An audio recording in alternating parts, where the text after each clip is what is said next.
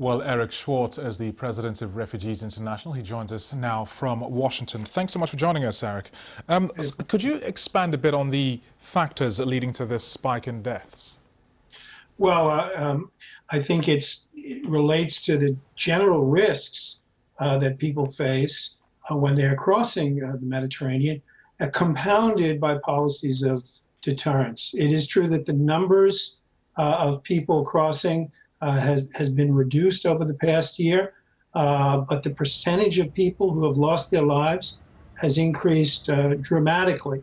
Look, we're dealing with two policy imperatives here, migration management and protection.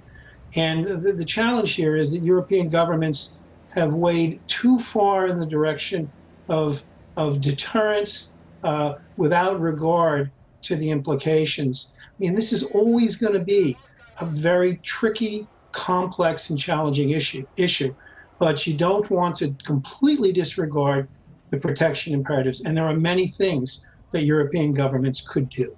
Such as? Such as don't restrict non-governmental organizations in the Mediterranean who are trying to perform rescue at sea.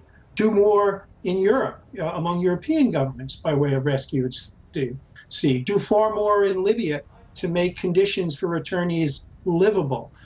Within Europe, provide greater opportunities for asylum seekers. Don't mistreat them. Develop much greater regional capacity to handle these large-scale arrivals.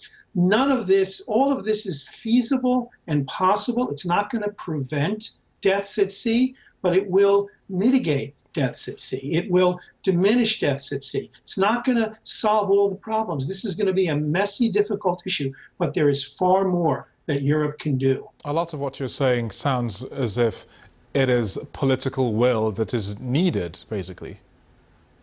Absolutely. It is political will, because so much of this has to do with resources that you're prepared to devote to the issue. And look, I realize, speaking to you from Washington, D.C., the United States is not doing so very well on these issues right now. And governments around the world have become increasingly restrictive, but it doesn't have to be that way. As a matter of policy, these measures can be taken without sacrificing the imperative of migration management. And this is a test of leadership. This is a true test of leadership in Europe and certainly in the United States. Thank you very much, Eric Schwartz of Refugees International.